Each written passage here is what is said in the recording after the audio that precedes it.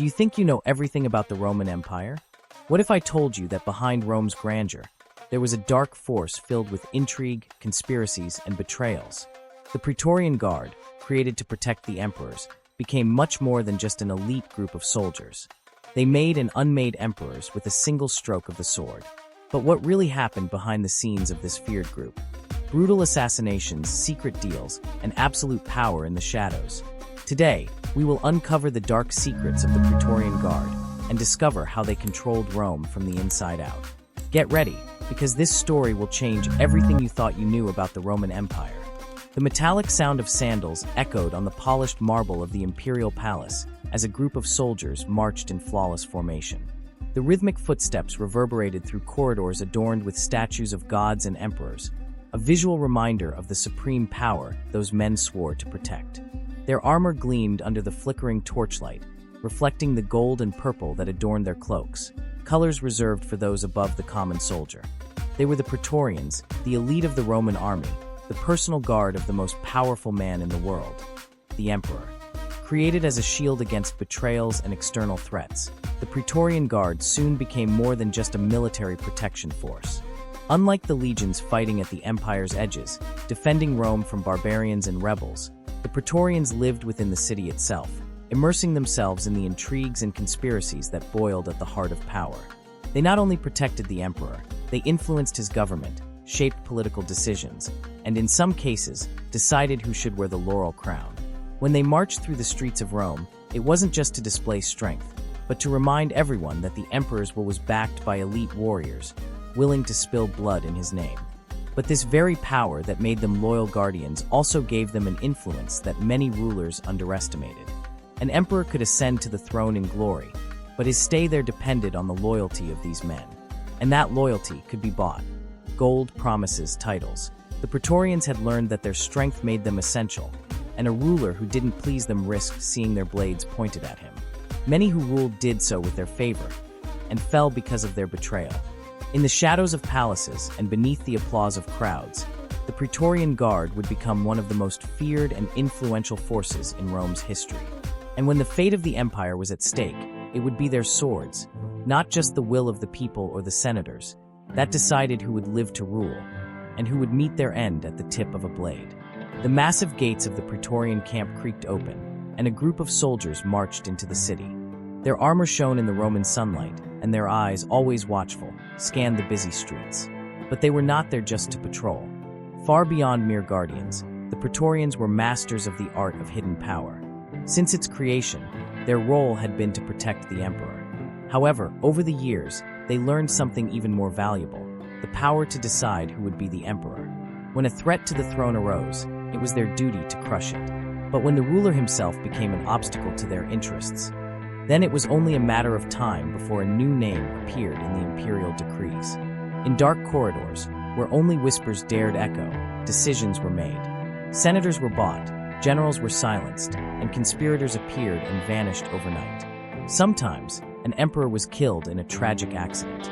Other times, he simply disappeared, and a new figure, carefully chosen by the Praetorians, rose to power with promises of eternal loyalty for the right price. It was no wonder that rulers feared those who were supposed to protect them. Gold flowed through their hands, decrees were written according to their desires, and when they wished, a simple gesture was enough to change the fate of the empire. Some emperors tried to tame them, bend them to their will. Few succeeded. The Praetorian Guard didn't serve Rome alone. It served itself, and those who forgot this truth would not rule for long. The warm wind blew through the alleys of Rome as a young legionary walked through the cobbled streets, feeling the looks of envy and respect all around him. He wasn't yet wearing the purple cloak of the Praetorians, but everyone knew his life was about to change. Being chosen for the Praetorian Guard was not just a promotion, it was the gateway to a world of privileges, power, and influence. While the common legions marched to distant lands, facing the biting cold of Germania or the suffocating heat of Egypt, the Praetorians remained in the capital, surrounded by luxury and the pulsing heart of the empire. Their salaries were 3 times higher than those of common soldiers, and their years of service were shorter, ensuring they could retire wealthy and still young. But it wasn't just the gold that made the difference. The title of Praetorian opened doors that no low-ranking legionary could even dream of crossing. They mingled with senators, generals, and most importantly, with the emperor himself. Their names were known within the circles of power, their opinions were heard, and often, a simple glance from a Praetorian could make a politician tremble with fear. At nightfall, when common citizens extinguished their oil lamps and the legionaries slept under tents in distant lands, the Praetorians enjoyed the best that Rome had to offer. Banquets, private shows, the finest wines, and the most beautiful companions were always within their reach.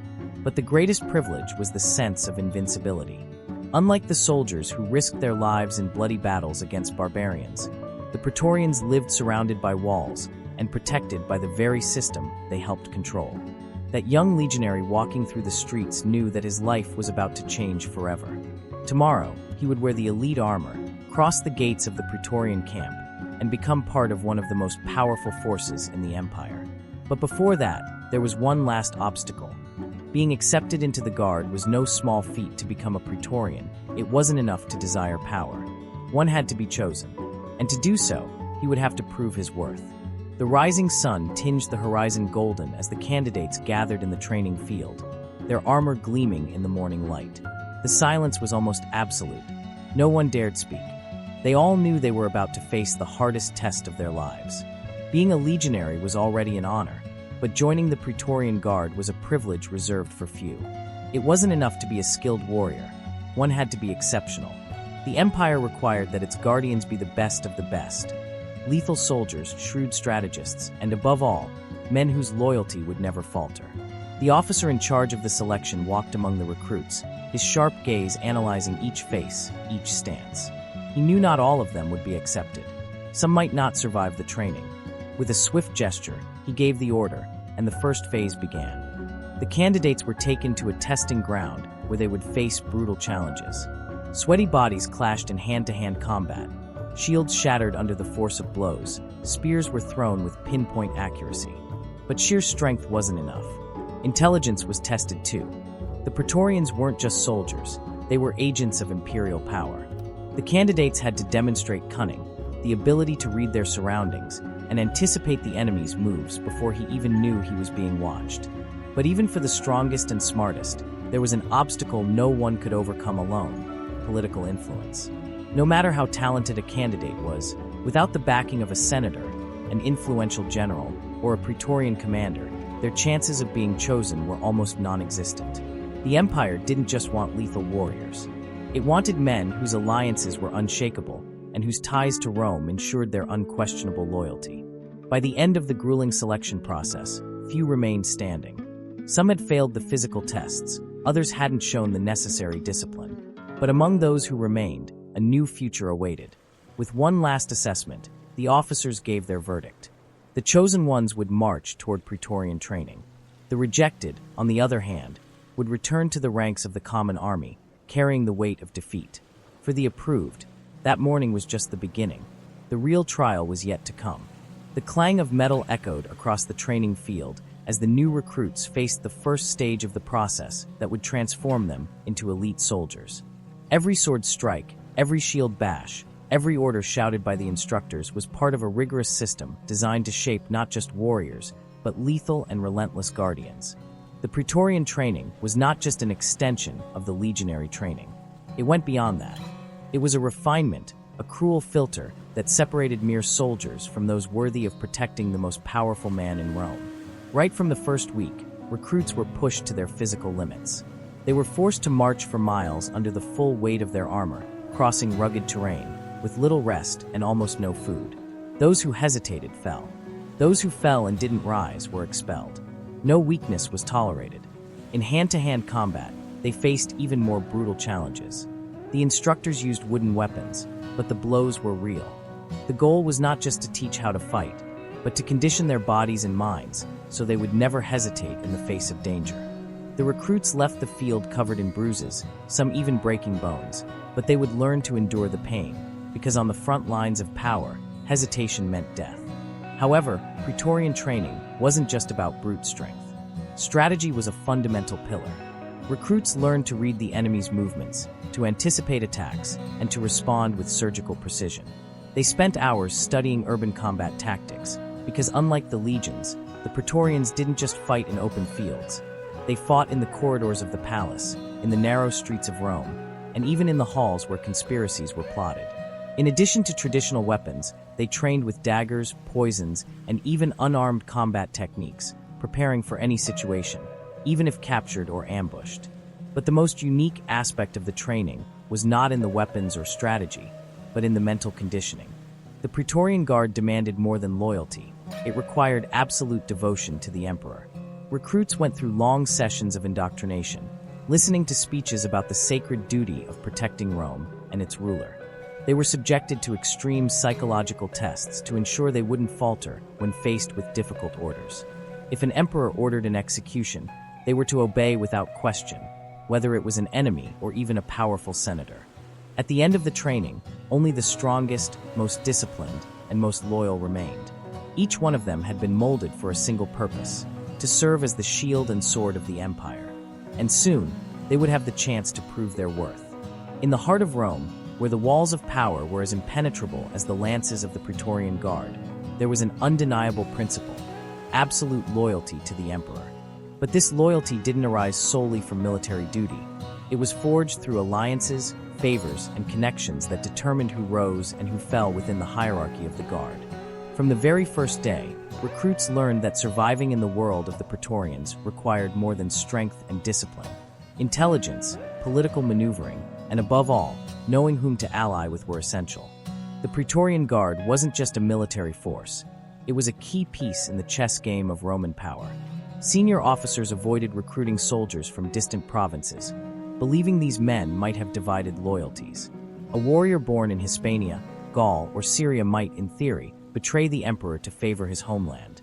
Thus, the preference was always for men from the Italian peninsula or regions with a strong Roman tradition, where their identity with the empire was unquestionable.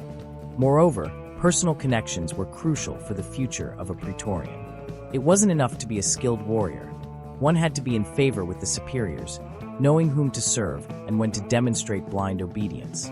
Many rose through the ranks not just by merit, but through the influence of senators, generals, and even the imperial family itself. However, this web of relationships also made the loyalty of the Praetorians a double-edged sword. If the emperor lost the trust of his guards, or if a charismatic general won their favor, the very guard that swore to protect him could be the one to take his life. And this had happened more than once. Thus, being a Praetorian wasn't just about carrying a sword and wearing shiny armor. It was living in a minefield, where alliances shifted like the wind, and where the fate of Rome often depended on who won the favor of those who guarded the throne. And for those who managed to navigate this dangerous game, the reward was power. Before becoming elite soldiers, aspiring Praetorians had to go through a period of trial known as the probatus. This wasn't just training, it was a true trial by fire, where only the most disciplined and loyal were accepted. At first, the probatus seemed like a simple phase. Recruits were assigned to patrols, assisted in camp maintenance, and performed seemingly trivial tasks, such as guarding supply depots or escorting low-ranking government officials. But the real test wasn't in the visible tasks. It was in the watchful eyes of their superiors. Every step, every word, and every decision were scrutinized. During this phase, a soldier could be dismissed for any slip-up. Hesitation when receiving an order, a display of insubordination, or even an unexpected weakness in battle. The Praetorian Guard couldn't afford to recruit doubtful men. After all, these were the men who would be standing just a few meters from the emperor. A misjudgment could mean a conspiracy within the palace itself. But it wasn't just swordsmanship that was put to the test. The probatus also tested the adaptability and obedience of the recruits. During the months of evaluation, some were given contradictory orders from different officers just to measure their loyalty and discernment. How would they react? Would they question a commander? Would they blindly follow any order or show judgment? These tests didn't have simple answers, but the decisions made could determine the recruit's future. The veteran soldiers of the Guard often watched the probati in silence, evaluating which of them were worthy of continuing and which were nothing more than ordinary warriors, unworthy of the Praetorian mantle. Only those who stood out for their discipline, strength, and above all, unquestionable loyalty were promoted to the next stage. For a Praetorian in training, being approved as a Miles meant more than a career advancement. It was the first step in leaving behind the status of just another soldier in Rome and becoming part of the closest circle of imperial power. But that was just the beginning. After surviving the rigorous trial period as probatus, recruits finally earned the title of Miles, full-fledged soldiers of the Praetorian Guard. But this promotion didn't mean rest. On the contrary, it was at this point that the real challenges began. Being a Miles meant officially being among the Emperor's guardians, but it also meant higher expectations. From this point on, each soldier carried the responsibility of protecting the most powerful man in Rome, while also demonstrating excellence in every task assigned to them. The new Milites were assigned to a variety of roles that went far beyond simple combat. They patrolled the streets of Rome, ensuring order was maintained in the name of the Emperor. They were entrusted with guarding the gates of the palace, protecting senators at important events, and even escorting entire legions on military campaigns. Every mission was a new trial by fire, a test to determine who was destined to rise higher in the hierarchy of the Guard. But it wasn't just on the battlefield that a Miles needed to stand out. Inside the barracks, superiors closely observed which soldiers demonstrated leadership, discipline, and strategic intelligence. Those who were merely good warriors rarely rose from this position. Those who showed cunning and leadership potential, however, had a chance to achieve higher ranks. In addition to patrols and military missions, the Milites were also frequently called upon for personal escort duties for the Emperor. Riding alongside the ruler of Rome was both an honor and a risk. Any failure in protecting the leader could mean not only the soldier's death, but eternal disgrace for the Guard and dishonor for their family. The weight of responsibility was immense, but the rewards were proportional. The Milites received generous pay, far more than a common legionary. They had access to more comfortable accommodations and a lighter workload than regular legion soldiers. Many took advantage of this privilege to form connections with senators and influential figures, securing a promising future after their military service. However, for those seeking more than comfort and wealth, the title of Miles was only a stage. The real power within the Praetorian Guard belonged to the soldiers who could distinguish themselves as specialists and leaders. And for that, there was the next level, becoming an immune, a soldier with specialized roles that went beyond simply defending the throne. In the strict hierarchy of the Praetorian Guard, few soldiers remained as Milites throughout their career. Those who showed special talent, extraordinary skills, or simply above-average strategic intelligence could be promoted to immunes, an elite within the Guard, made up of specialists in vital functions for the unit's operation. Unlike common soldiers, the immunes were not restricted to combat or protecting the Emperor.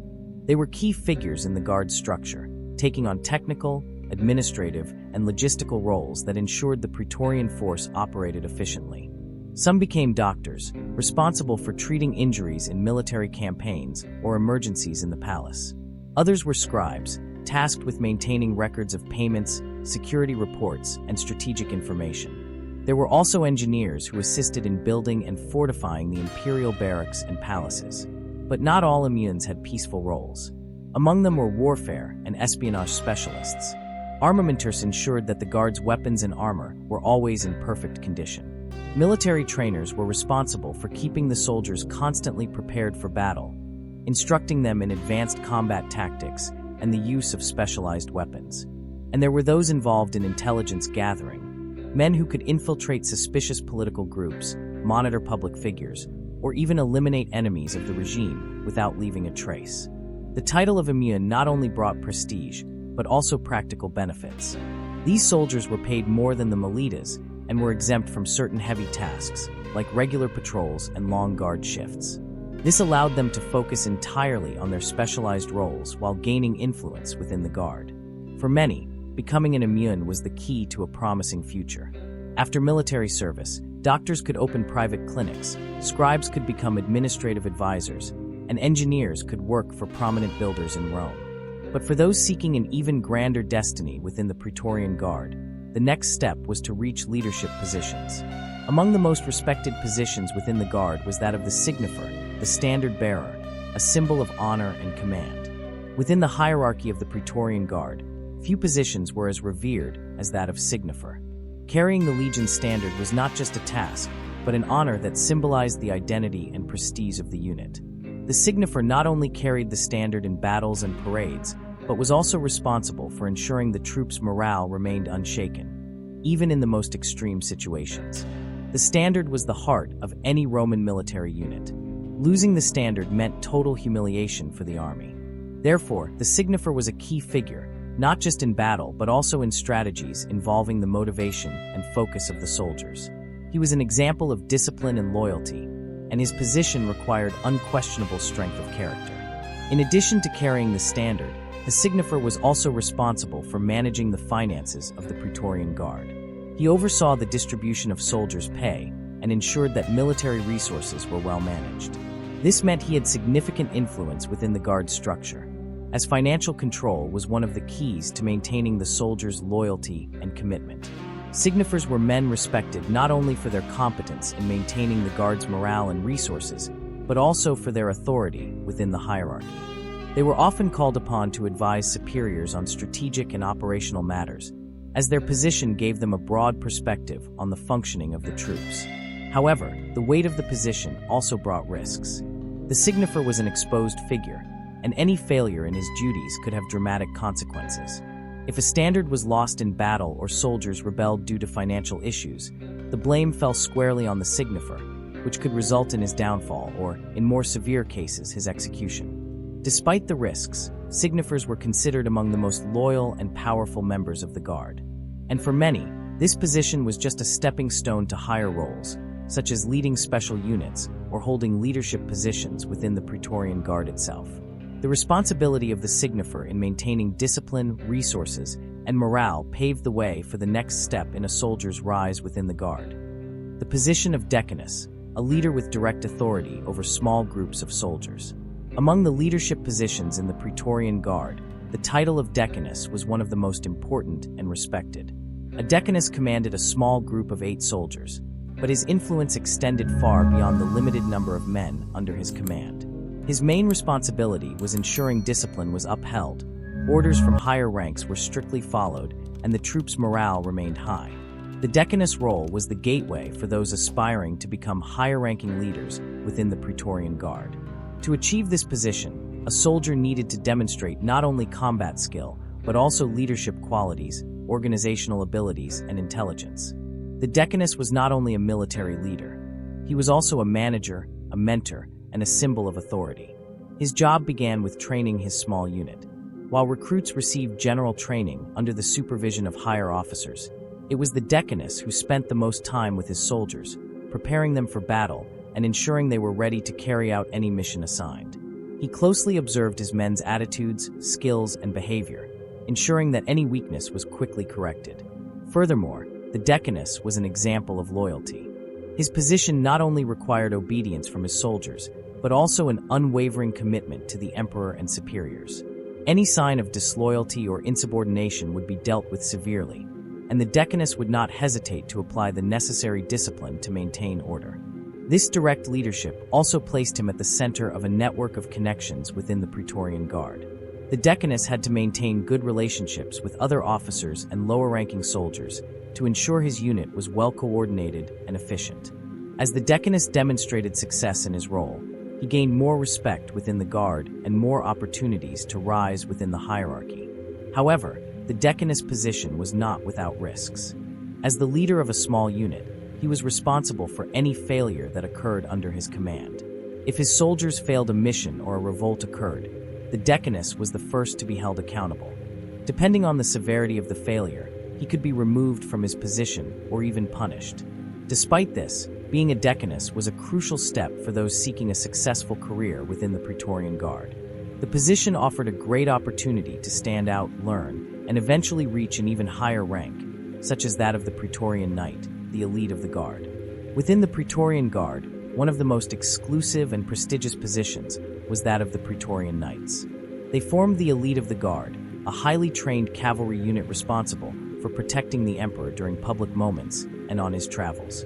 Their role not only involved exceptional combat skills, but also a status of honor and respect that placed them on a high pedestal within the Roman hierarchy. The mission of the Praetorian Knights was twofold: to ensure the safety of the emperor and to display the strength and power of Rome.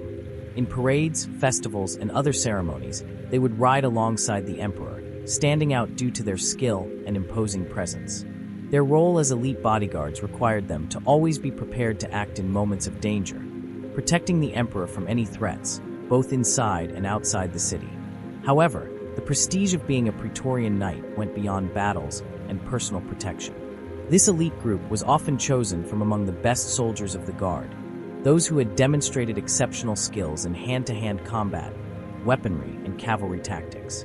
To be promoted to this position, a soldier not only needed to have a flawless record of loyalty and bravery, but also a strategic capability that set them apart from the regular troops. Being a Praetorian Knight meant being at the forefront of Roman power. They were, in many cases, the first to receive special missions and were treated with due reverence by other members of the Guard and by Roman citizens. Their status was not only military but also social, political, and even cultural. They were often the ones who accompanied the emperor on important travels and events outside Rome, bearing direct witness to the power he represented. But this position also came with great responsibilities and often dangers. During travels or times of political crisis, the Praetorian Knights were on the front line, often facing unimaginable challenges to protect the leader of Rome. At any moment, they could be called upon to defend the emperor against internal conspiracies, enemy attacks, or threats from political figures who sought to usurp power.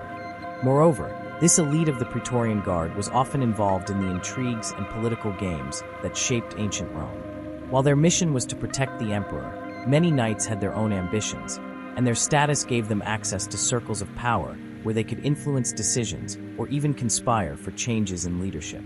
The Praetorian Knights were, therefore, key players both on the battlefield and in the complex power struggles that determined Rome's fate. Over time, the Praetorian Knights became symbols of absolute power, not only for their military prowess, but also for the political influence they held. Although they were a protective force, they were also capable of exerting subtle control over the empire, shaping the course of Rome's history in ways that few others could. Within the complex structure of the Praetorian Guard, the Principales were key figures in ensuring that the emperor's protection apparatus ran smoothly. They held mid-level leadership positions, but their role went far beyond just organizing patrols and missions. With considerable authority over the troops, the Principales were responsible for ensuring that discipline, training, and daily operations were carried out efficiently and without issue. These officers were the true right hand of their superiors, responsible for keeping the pace of activities within the Guard, organizing patrols, overseeing the training of new recruits, ensuring that weapons were in perfect condition. All of this fell under the responsibility of the Principales. Their position was a blend of practical leadership and strategic oversight, ensuring that superior orders were carried out without delay or error. But in addition to these administrative duties, the Principales had another crucial task.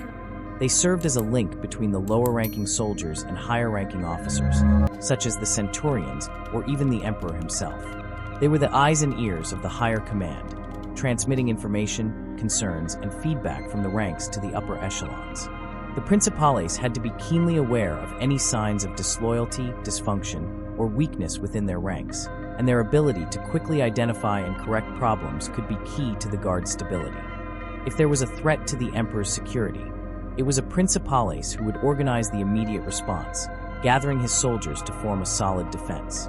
Furthermore, the Principales had a crucial role in organizing special events, such as major celebrations or the emperor's travels, where security needed to be reinforced. They were responsible for ensuring everything ran smoothly, that the soldiers maintained the highest discipline, and that no surprises caught them off guard. However, the position of Principales was not without its challenges. In addition to everyday tasks, they were often involved in the complex political intrigues of ancient Rome. Because they were in direct contact with both higher-ranking officers and soldiers of all levels, the Principales held valuable information about the empire's direction, making them targets for political maneuvering. Often, they were the ones who had to choose which side they were on when internal factional struggles gained momentum. Their position placed them at the heart of the action, where quick and intelligent decisions could mean the difference between loyalty and betrayal. Moreover, the Principales were figures balancing administrative and military responsibilities, making them indispensable to the Praetorian Guard's effectiveness. Their rise to this position was often seen as a significant step in their military career, a springboard that could lead them to even higher positions, such as centurions or even the elite Praetorian knights. But for many, being a principales meant being in a position of prestige, with great power, but also great responsibility, as failures in their role could cause repercussions that would affect the entire guard and consequently the empire. Within the Praetorian Guard, there was a position that not only conferred prestige, but also played a vital role in the functioning of Rome's military and administrative structure, the evocatio Augusti. Although this position was not as visible as that of a centurion or Praetorian knight, it held crucial importance. The evocatio Augusti were veteran soldiers of the Praetorian Guard who had gained considerable experience, and therefore were promoted to high-level administrative roles.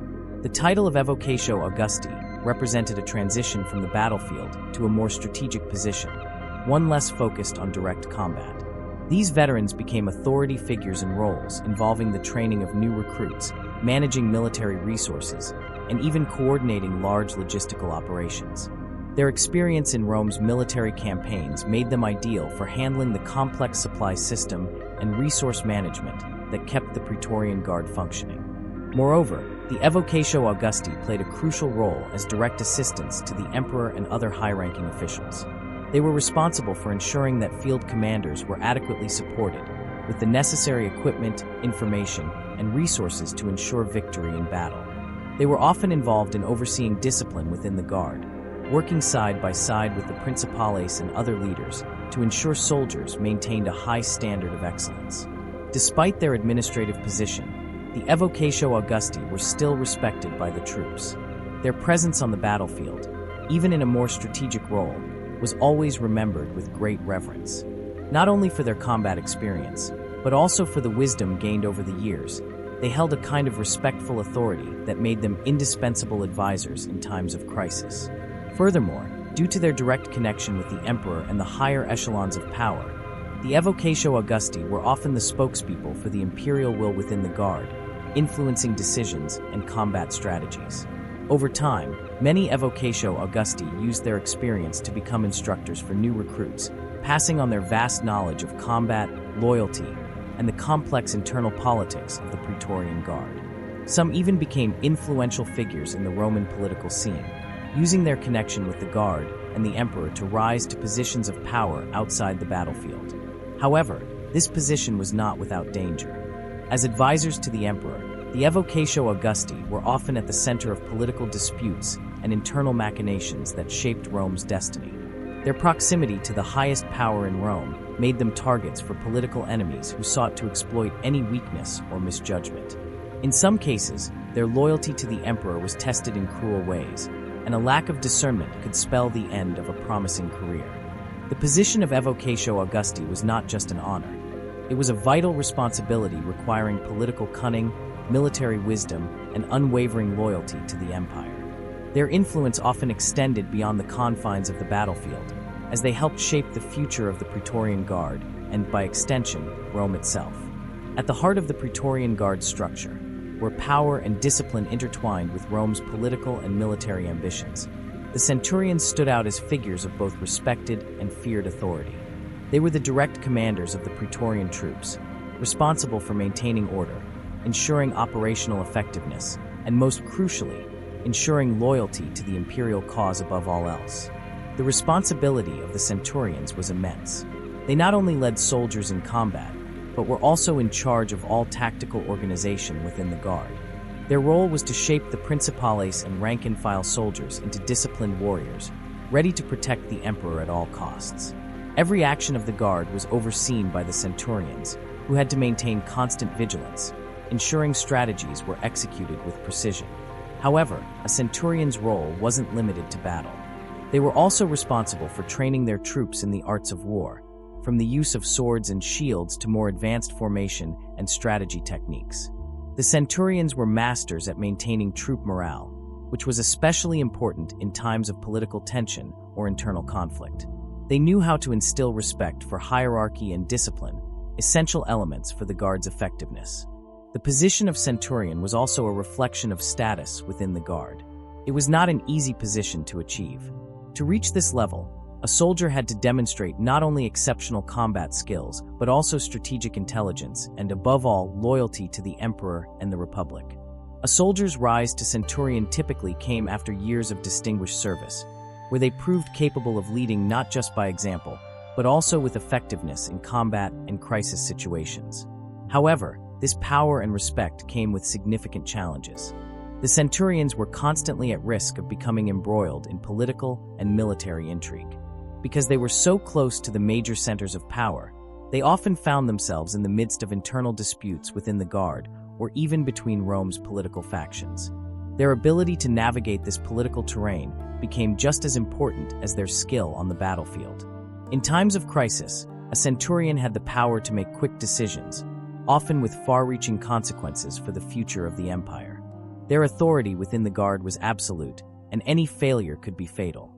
Not infrequently, centurions were involved in the selection and rise of new emperors, making their position even more powerful and dangerous. A centurion's loyalty could change the course of Roman history, as evidenced by times when the Praetorian Guard's forces chose a new ruler or deposed the previous emperor. In addition to their military influence, the centurions also played a crucial role in maintaining discipline within the Guard. They were primarily responsible for ensuring that soldiers followed orders without question, preserving hierarchy, and ensuring that loyalty to the emperor was never in doubt. Their authority within their units was uncontested, and a centurion's word was final. This leadership position also required an understanding of the troop's psychology. A centurion needed to know how to motivate his men, how to react in moments of despair or uncertainty. In times of war, the trust in a centurion's decisions could be the difference between life and death. They needed to be both strategists and psychologists, balancing the tactical and human aspects of their responsibilities. Thus, the position of centurion in the Praetorian Guard was not just a command role, but a symbol of loyalty, military skill, and political savvy. They were the pillars of the Guard's power structure, capable of changing the destiny of Rome with their decisions and actions. Their loyalty, or lack thereof, could be the key to the empire's stability or its downfall. Behind the scenes of the powerful Praetorian Guard, where loyalty to the emperor seemed unquestionable, there existed a more hidden and elusive force, the speculators. They were the eyes and ears of the empire, the secret elite of Roman espionage, tasked with gathering crucial intelligence that would determine the course of Rome. The speculators were much more than simple spies. They were masters of disguise, able to infiltrate the most diverse situations without raising suspicion. While the Praetorian soldiers protected the emperor with their swords, the speculators protected him with information, anticipating threats and betrayals before they manifested. They were everywhere, infiltrating enemy legions in foreign palaces and even within the homes of the powerful in Rome. Their work was so secretive that few knew the true extent of their influence. When a conspiracy emerged or a threat loomed, the speculators were the first to know. They had a network of informants and allies who provided them with vital data. From dissatisfied generals to disloyal senators, nothing escaped the speculators' radar. Their ability to operate in the shadows, out of sight of others, was one of the defining qualities of their role. Their work was never publicly recognized, but their importance to Rome's security was immeasurable. In addition to their espionage skills, the speculators were also strategists and manipulators. They knew how to play on the emotions and motivations of others, always ready to turn the tables in their favor. Their role wasn't limited to observation. Often, they were the ones who created the twists in events that would change history. If a revolt was brewing, they could incite an enemy to take the lead, only to have them captured at the right moment, eliminating the threat without the need for direct confrontation. Their influence also extended into the political spheres of Rome. The speculators were not just military instruments, but agents of political power. With direct access to the main centers of command and great persuasive power, they could manipulate the course of imperial decisions.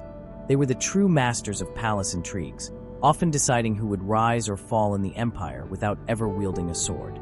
Although they were above suspicion, the speculators were also the most feared soldiers within the Praetorian Guard itself. Their ability to infiltrate any situation and their deep knowledge of each individual's weaknesses made them dangerous allies and relentless enemies. A speculator who turned against the empire would be a threat capable of destroying Rome's political stability, as they had access to sensitive information that could bring down even the most powerful of emperors. The mission of the speculators was relentless, always alert to what was happening around them, anticipating movements, and weaving an invisible network of information that kept Rome secure. But this power of manipulation and control came at a high cost. Speculators constantly lived on the line between success and destruction, their actions often culminating in betrayals, deaths, and reversals that were only understood long after they happened. Their loyalty, like that of everyone in the Praetorian Guard, was unquestionably toward the emperor. But unlike other soldiers, the speculators had a unique strategic vision, being more apt to observe and understand the complex webs of power that formed in the shadows of Rome. Their ability to act quickly and handle the empire's darkest secrets made them irreplaceable figures in maintaining order and security for the Roman Empire. The story of the speculators is one of shadows, secrets, and manipulation. Their existence, often ignored by most, was one of the pillars upon which Rome's security rested. In a world where the empire could be turned upside down by a single rumor, the speculators were the true masters of the invisible game that kept the balance of power in Rome. While the Praetorian Guard protected the visible interests of Rome, there was a more discreet, but equally essential, force operating in the shadows of the city, the Fermenta. This secret force, often forgotten in history, had the mission of ensuring that Rome remained safe not only from external threats, but also from any treacherous elements within its own walls. They were the vigilant eyes of the city, always alert to any signs of rebellion or internal conspiracy. The Fermenta was not a conventional military unit, but a security force made up of men specially trained to act as a secret police, focused on monitoring political and social movements. Their primary task was to identify, infiltrate, and neutralize any group or individual that posed a threat to the central government of Rome. Unlike the speculators, who operated in the shadows of the empire's intrigues and spied outside the city, the Fermenta kept its surveillance firmly within the borders of Rome. The Fermenta's specialty lay in street-level intelligence and deep investigations. With their network of informants spread across the city, including markets, theaters, and even temples, members of this secret police could detect suspicious movements and conversations before they became a real threat. Conspiracies were then nipped in the bud, even before they could reach the higher echelons of government or attract the attention of the public. However, their task was not simple. Rome was a city full of complexity and political intrigue, where allies and enemies could change positions quickly. For the Fermenta, maintaining order meant staying one step ahead of all movements, which required immense analytical skills and perception. They were always on alert, looking for signs of discontent or conspiracies against the empire. The role of the Fermenta was so crucial that their intervention often occurred before the emperor or the Praetorian Guard commanders even became involved. The way the Fermenta operated was discreet, almost invisible, but its effectiveness was indisputable. Its presence created an atmosphere of fear and distrust in Rome. No one knew for sure who might be an informant or who was being watched. The mere fact of being considered suspicious could be enough to attract the attention of this secret force. And once on the Fermenta's radar, few could escape their control. The information gathered was often used to manipulate the political scene in favor of the emperor, or to eliminate anyone who posed a real risk to the stability of the empire. Although their function was to protect the empire from internal rebellions and maintain order in the streets, the Fermenta also had the task of protecting the emperor from potential betrayals within the court.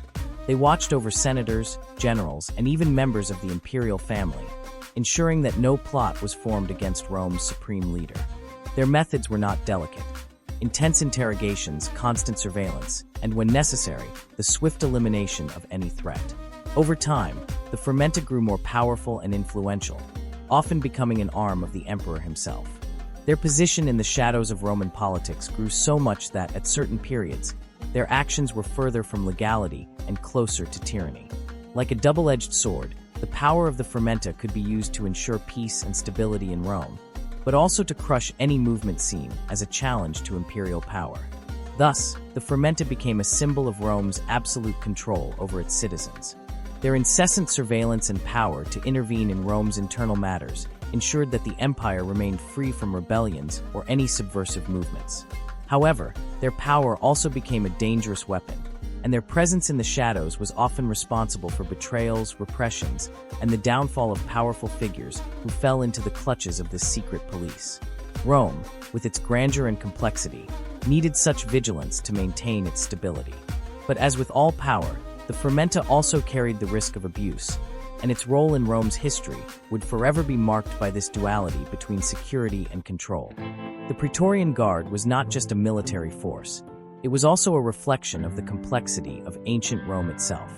Every member of the Guard, from the new recruit to the highest officer, followed a trajectory of rise that was deeply intertwined with the politics, power games, and internal dynamics of the empire. The hierarchy was not simple, and promotions within the Praetorian Guard often depended on a combination of merit, loyalty, and especially the political influences each soldier could accumulate. Unlike the Roman legions, which operated with a more rigid structure based solely on military performance and seniority, promotions within the Praetorian Guard often involved decisions based on networks of alliances, favors, and the support of influential figures. The emperor, senators, and even generals with political power had an active voice in promotions within the Guard.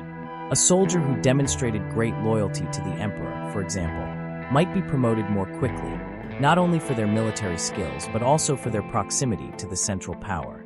High-ranking officers within the Praetorian Guard, such as the centurions and decurions, were often those who managed to cultivate effective political relationships and show not only competence, but also skill in maneuvering within the complex political landscape of Rome. The influence of the principales, for instance, was crucial in this process. In addition to ensuring that patrols and missions were completed, they were key figures in maintaining discipline and order, but also had a network of contacts with other high-ranking officers. For anyone wishing to rise within the Guard, establishing a good relationship with these intermediaries was almost as important as demonstrating skill on the battlefield. The process of rising through the ranks was also tied to a psychological element deeply ingrained in Roman culture: fame. In the circles of the Praetorian elite, a soldier's reputation often spoke louder than their actual ability. Heroic feats, victories in battle, and in some cases, even cruel or ruthless acts could fast-track a promotion. A soldier who had the ability to impress superiors, whether through bravery or executing tasks with extreme efficiency, could quickly rise in rank, often without real merit being as important as the impression they made. This dynamic sometimes led to interesting situations. Soldiers who were highly competent but lacked a network of allies could find themselves stalled in lower positions, while others with fewer combat skills but strong political connections climbed the ranks with ease. This inequality created constant tension within the Guard, where not all soldiers accepted the rise of others peacefully, and internal disputes over favors and positions were frequent. However, true ascension within the Praetorian Guard didn't solely depend on political alliances or combat merits. Unwavering loyalty to the emperor was the key to reaching the highest positions. Centurions, for example, were chosen from among the best and most reliable soldiers, but they were also deeply connected to the emperor's interests. A centurion with strong political backing could even become the emperor's right hand, not only on the battlefield, but also in the political decisions that shaped the fate of the empire. For those who reached the position of evocatio Augusti, the top of the Praetorian hierarchy, the reward was immense. They not only enjoyed status and wealth, but were also directly involved in Rome's most sensitive political matters, acting as advisors, strategists, and sometimes even rulers. Their word carried weight, and their actions could shape the destiny of Rome. This hierarchy, while seemingly orderly, was full of nuances and complexities. Each promotion was a gateway to more power and influence, but also a constant move in the political chess game unfolding within the city of Rome. For the soldiers of the Praetorian Guard, rising through the ranks wasn't just about improving their living conditions or increasing their prestige. It was also about entering a close-knit circle of power where the most important decisions of Rome were made, and where, on many occasions, the price of loyalty and betrayal could be fatal. Over time, this hierarchical structure became even more intricate, with new positions arising as the Guard expanded and became increasingly vital to the stability of the empire. And so, as Rome prospered or fell, the soldiers of the Praetorian Guard continued maneuvering within this hierarchy, where each promotion brought both the shine of reward and the risk of conspiracy.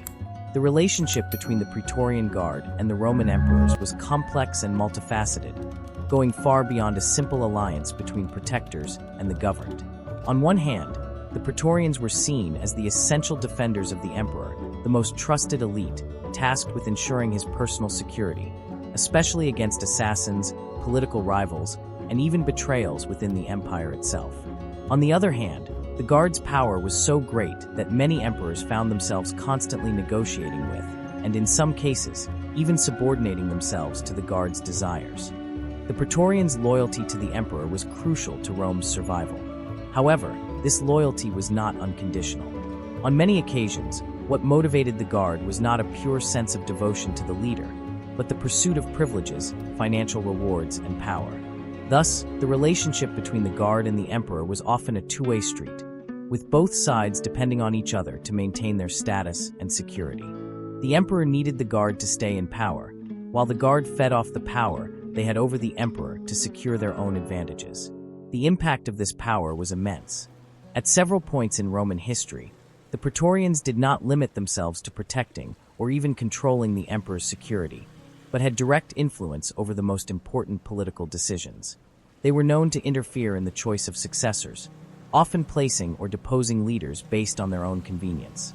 The most notable example of this was the rise and fall of emperors, where the Guard played a decisive role, either in supporting or overthrowing rulers based on their perceived loyalty or effectiveness. Emperors such as Caligula, Nero, and Domitian understood this dynamic well, and in many cases sought not only to please the Praetorians, but also to keep them under control, fearing that one day the Guard would decide they were no longer worth protecting. One of the greatest examples of this power was the assassination of Emperor Caligula in AD 41. His tyrannical reign and insane behavior made him an easy target for the Praetorian Guard, who decided that he was no longer useful to the empire. After Caligula's death, the Praetorians quickly placed his uncle Claudius on the throne, a move that demonstrated the Guard's power to change the course of Roman imperial history. The choice of Claudius was not motivated by his ability to rule, but because he appeared to be a more malleable emperor, someone who could be controlled by the Guard, something that didn't go unnoticed. This interaction between the Guard and the emperors also reflected the growing corruption within the Praetorian Guard itself. During the reigns of various emperors, many members of the Guard used their power to obtain personal advantages, such as salary increases, rewards, and even land. Many Praetorian officers were also involved in political negotiations, forging alliances with senators and other Roman leaders to secure their own promotions. Internal power struggles were common, and during times of crisis, what should have been a protective force often became a direct threat to the emperor himself. The relationship, therefore, was marked by a delicate balance of power. In a Rome where loyalties could change quickly and where betrayal was a constant game, the emperor had to ensure that the Praetorian Guard was on his side. To do so, he had to reward them generously, guarantee their security, and in some cases, even yield to political pressures. However, this dependency also created a dangerous situation.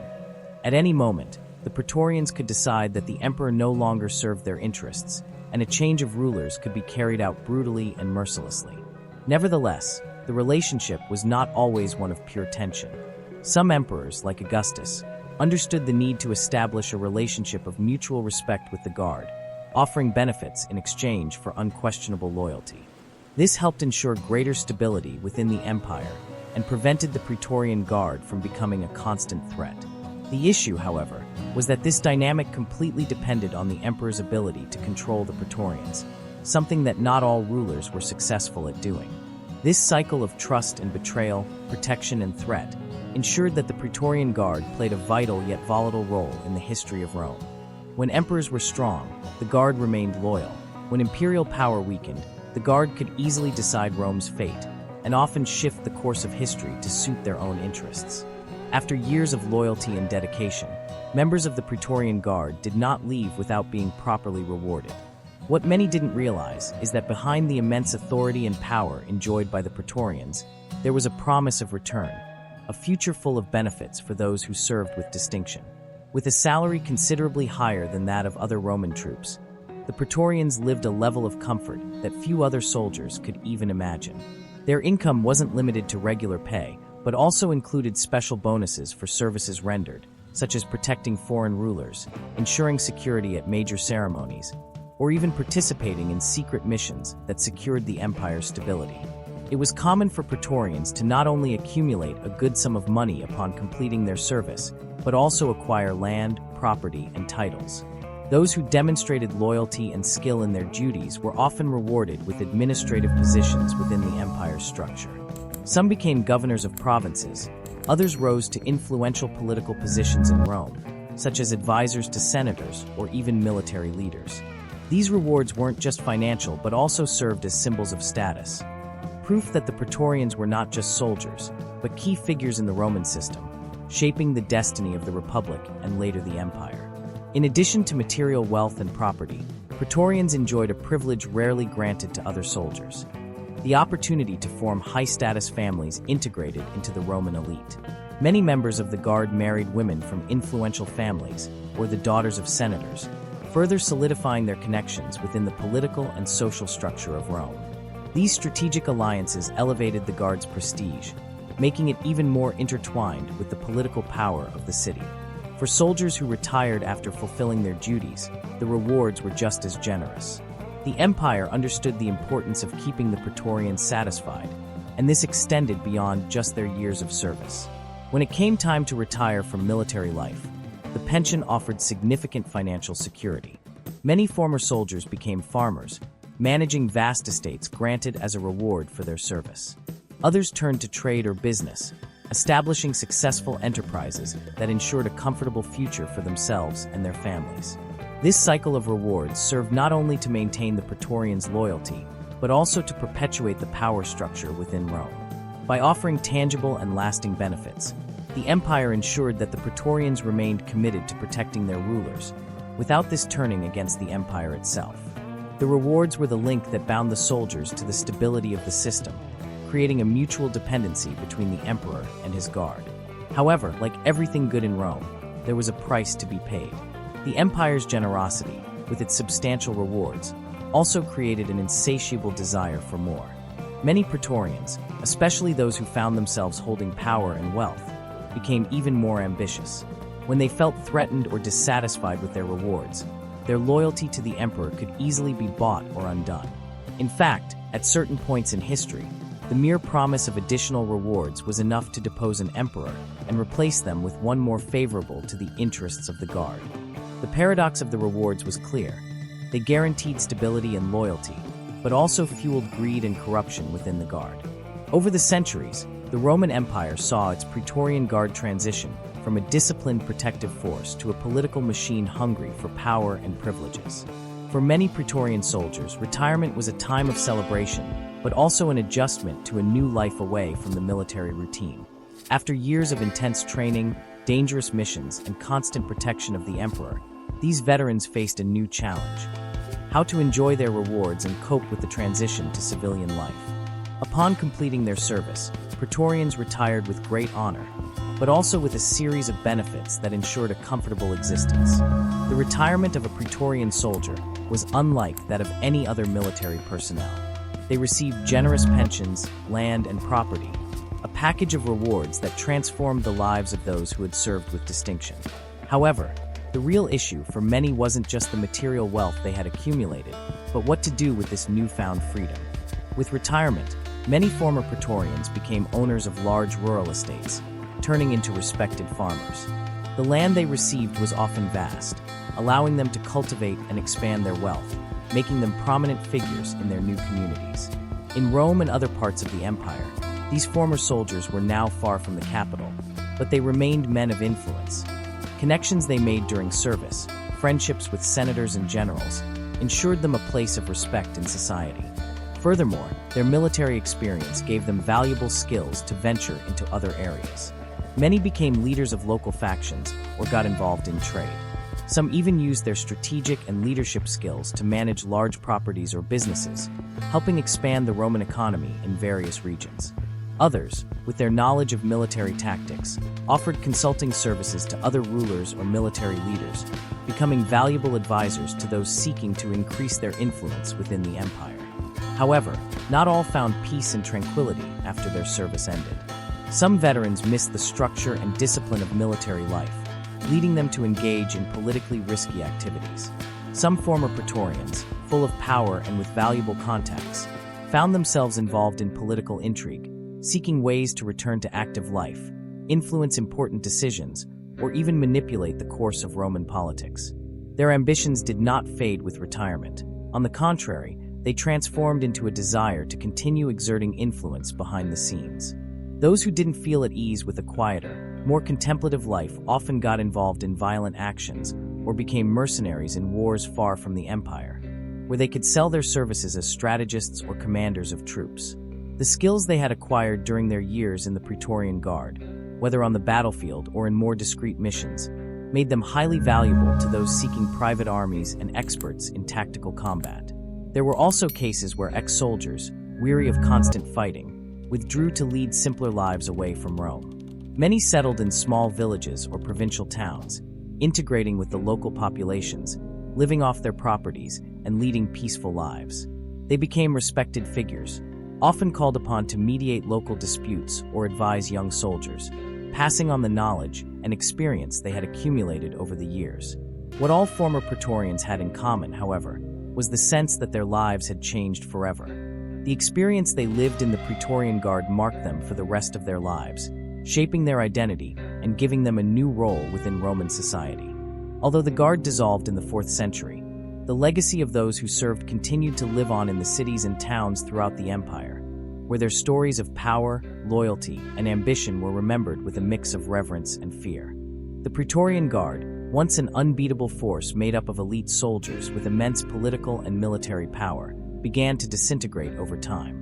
What had once been a respected and feared institution was now entangled in corruption and intrigue, creating an unstable environment for both the imperial Rome and the members of the Guard itself. In the early centuries of its existence, the Praetorian Guard was a true guarantee of protection for the emperor. However, as the Roman Empire expanded and Roman politics became more complex, the relationships between the Praetorians and the emperors began to shift. The Guard's power was no longer solely focused on defense and protection. It also started to be exercised through manipulation of political events, favoring the members' own interests. Loyalty, which had always been considered one of the essential virtues of the Praetorian Guard, began to wear thin. The desire for wealth and power grew among the soldiers, leading them to sell their services and political support to the highest bidder. This behavior resulted in a series of conspiracies within the Guard itself, where generals, senators, and even emperors became victims of betrayal by their own defenders. The situation became unsustainable when the Praetorians began deposing emperors who no longer served their interests. At first, their authority seemed unshakable, but the excessive use of this power began to erode the institution's foundations. When the Guard itself became just another piece in the power game, the soldiers distanced themselves from their original purpose of protecting Rome and the emperor, becoming a constant threat to the empire itself. The decline of the Praetorian Guard was accelerated by the growth of rival factions within the empire, and distrust of its members grew. The legions, which had once seen the Praetorians as superior, began to rebel against their political interference. The empire was going through a period of great transformation, with external pressures, such as barbarian invasions, and internal crises, like political and economic instability, making it increasingly difficult for the Guard to maintain its dominance over Roman politics. The turning point came with Emperor Constantine, who, recognizing the growing threat of the Guard and its involvement in political plots, decided to take drastic action. In 312 AD, after his victory at the Battle of the Milvian Bridge, Constantine consolidated his power and, to ensure the stability of his reign, dissolved the Praetorian Guard. This decision was a fatal blow to the Guard, which had considered itself the central force of Rome. What remained of the Praetorian Guard after its dissolution were remnants of an era of glory. Many of its members scattered, some enlisted in the legions, while others sought to continue their lives in distant lands. The dissolution not only marked the end of the Guard, but also the end of an era of hidden power and intrigue within the Roman Empire. However, the influence of the Praetorian Guard never completely disappeared. Its actions and legacy of corruption, manipulation, and betrayal continued to resonate in the generations that followed. Even without its military presence, the lessons of the Guard about power, loyalty, and political intrigue were passed on, echoing through the corridors of power in Rome and beyond. The history of the Praetorian Guard is a story of greatness, betrayal, and absolute power. For centuries, these elite soldiers were the shadows behind the greatest political events of Rome, shaping the history of the empire in ways that few could imagine. Their influence was unquestionable, They were not only the emperor's protectors, but also his manipulators. Over time, the Guard not only protected Rome, but helped decide who would sit on the throne and who would be overthrown. Their loyalty was unquestionable, but also fickle when their own interests were at stake. The legacy of the Praetorian Guard is complex and contradictory. On one hand, it symbolizes the strength and prestige of the Roman Empire, reflecting Rome's ability to create an imposing and effective military machine. On the other hand, it serves as an example of how absolute power can corrupt, leading even the most loyal to stray from their original mission. The Guard became a microcosm of everything happening in Rome, a city of intrigue, corruption, and power struggles, where those who were supposed to protect the empire often became its greatest threat. The historical impact of the Praetorian Guard goes beyond its role in protecting the emperor. Through its actions, it demonstrated the fragility of the Roman monarchy. As a powerful institution, it showed that emperors were always at the mercy of their own troops, and that the line between loyalty and betrayal could be razor-thin. The power of the Praetorian Guard was also one of the greatest examples of how military forces can interfere in politics, to the point of being able to change the fate of an entire empire. Moreover, the decline of the Praetorian Guard shows us how even the most powerful institutions can succumb to internal corruption. Its dissolution was a milestone not only in the end of a chapter for Rome, but also in the birth of a new kind of power. With the disappearance of the Guard, Rome entered a period of great political and social change, where the power of the legions and other military forces began to take on a new form. However, the impact of the Praetorian Guard wasn't limited to the Roman context. Its legacy crossed centuries, influencing not only military history, but also the way power was understood in many subsequent civilizations. Loyalty and betrayal, the use of the army as a central piece in politics, and the role of a military elite in determining the fate of a country became recurring themes in many stories of empires and nations throughout history. The Praetorian Guard left an extremely important legacy in the history of Rome. Its rise and fall are reflections of an era of glory, but also of decadence. It is both a symbol of the greatness of the Roman Empire and the corruption that can grow within power structures. Its history, marked by loyalties and betrayals, is a lesson on how power, when uncontrolled, can destroy even the strongest empires. With the end of the Guard, Rome was no longer the same empire.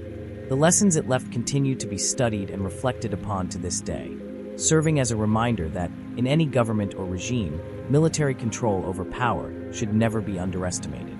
The Praetorian Guard may have disappeared, but its story continues to resonate, showing the complexity of power and its consequences throughout history. And so we reach the end of another deep dive into the fascinating history of Rome. The Praetorian Guard, with its immense influence and profound impact, left a legacy that shaped the course of the Roman Empire in ways few imagined. They were the true masters of the shadows, deciding who would live and who would fall. But as we saw, power can be both a blessing and a curse. Now, I want to know, what part of this story surprised you the most? Leave your opinion in the comments below. If you liked this video and want to keep exploring more about ancient Rome and other fascinating topics, don't forget to like, share, and subscribe to the channel so you don't miss any updates. History is full of mysteries waiting to be unraveled, and together we will continue discovering them all. Until the next video, and as always, may curiosity never stop guiding us.